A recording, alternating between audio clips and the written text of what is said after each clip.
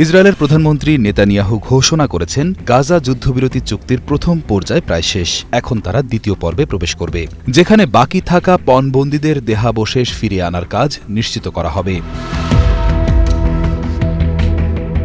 এই পদক্ষেপের অগ্রগতি নিয়ে তিনি এই মাসের শেষের দিকে মার্কিন প্রেসিডেন্ট ডোনাল্ড ট্রাম্পের সঙ্গে আলোচনা করার পরিকল্পনা করেছেন। তবে নেতানিয়াহু আবারও স্পষ্ট করে বলেছেন, ফিলিস্তিন রাষ্ট্র প্রতিষ্ঠায় ইসরায়েল কখনোই রাজি হবে না।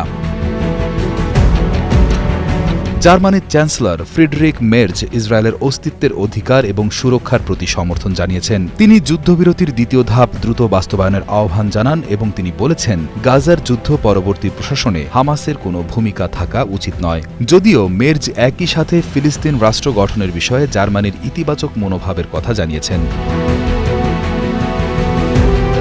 অন্যদিকে হামাসের রাজনৈতিক শাখার সদস্য বাসেম নাইম বলেছেন, তারা অস্ত্র জমা দিয়ে রাখা নিয়ে আলোচনা করতে প্রস্তুত, যদি এই প্রক্রিয়া ফিলিস্তিন রাষ্ট্র গঠনের দিকে নিয়ে যায়। তিনি ৫ বা ১০ বছরের দীর্ঘমেয়াদী যুদ্ধবিরতির প্রস্তাবও দিয়েছেন। তবে নাইম ইসরায়েলের সমালোচনা করে বলেছেন, তারা গাজায় মানবিক সাহায্য বিতরণ এবং রাফা ক্রসিং খুলে দেওয়ার মতো গুরুত্বপূর্ণ প্রতিশ্রুতিগুলো পূরণ করছে না। তিনি আন্তর্জাতিক সম্প্রদায়কে ইসরায়েলের উপর চাপ সৃষ্টি করার আহ্বানও জানিয়েছেন। এই আলোচনাগুলো ইঙ্গিত দিচ্ছে, শান্তি প্রতিষ্ঠা সহজ না হলেও উভয় পক্ষই এখন দীর্ঘস্থায়ী সমাধানের জন্য চেষ্টা করে যাচ্ছে।